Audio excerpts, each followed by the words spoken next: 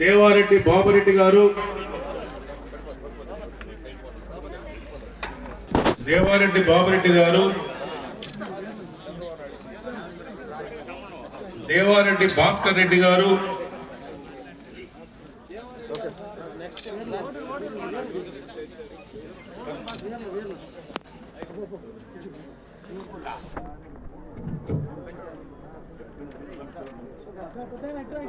కంచి రాణమ్మ గారు,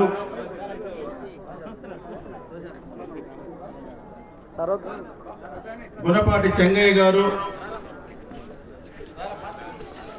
గుణపాటి చెంగయ్య గారు, పల్లం కామేశ్వరమ్మ గారు,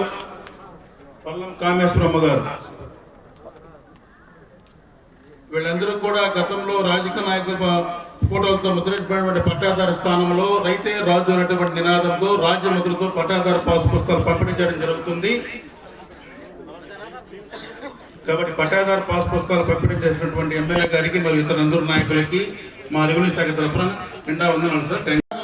ఈరోజు ప్రజా దర్బార్, ఈ యొక్క ప్రజా దర్బార్ కార్యక్రమాన్ని ఏర్పాటు చేసింది మన యువ నాయకుడు నారా లోకేష్ బాబు గారు అని చెప్పి నేను తెలియజేస్తున్నా.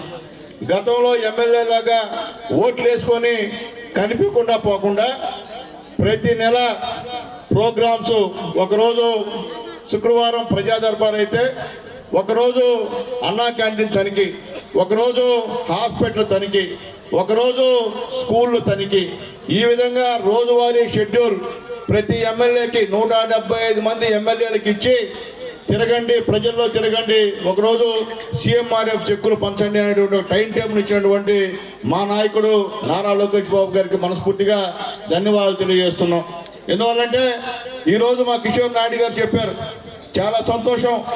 మా ఎంఆర్ఓకి, మా ఎండిఓకి, మా ఎలక్ట్రిసిటీ వాళ్ళకి, మా అంగన్వాడీ సూపర్వైజర్ గారికి, ఎందుకంటే ఈరోజు ఐక్యంగా అందరూ ఈ యొక్క చిట్టమూరు మండలంలో ఉన్న అధికారికం అంతా కూడా ఐక్యంగా ఈ కార్యక్రమం చేశారు. కాబట్టి ఈ కార్యక్రమం ఇంత విజయవంతమైందని చెప్పి నేను తెలియజేస్తున్నా.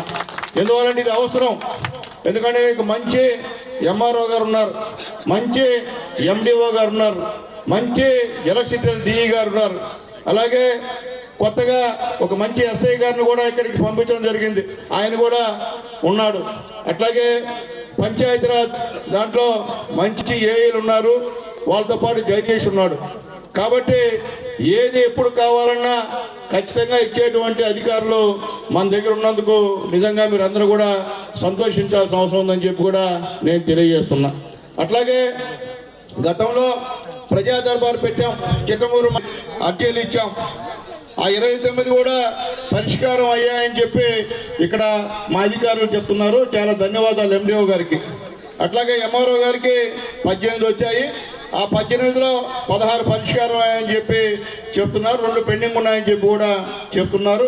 ఆ రెండింటిని కూడా వీలైతే చట్ట ప్రకారం ఉంటే చేయండి, చట్ట ప్రకారం లేకపోతే అధికారులకి ఇది వీలు కాదు అని పంపించండి మెసేజ్. పంపించకుండా ఉంటే ఇబ్బందికరమైన పరిస్థితి అని చెప్పి నేను తెలియజేస్తున్నా. అట్లాగే పిఆర్ఏ గారికి 6 వచ్చాయి, 6 కూడా పరిష్కరించాలని చెప్పి కూడా పిఆర్ఏ గారు చెప్పారు, ఆయన కూడా ధన్యవాదాలు తెలియజేస్తున్నా.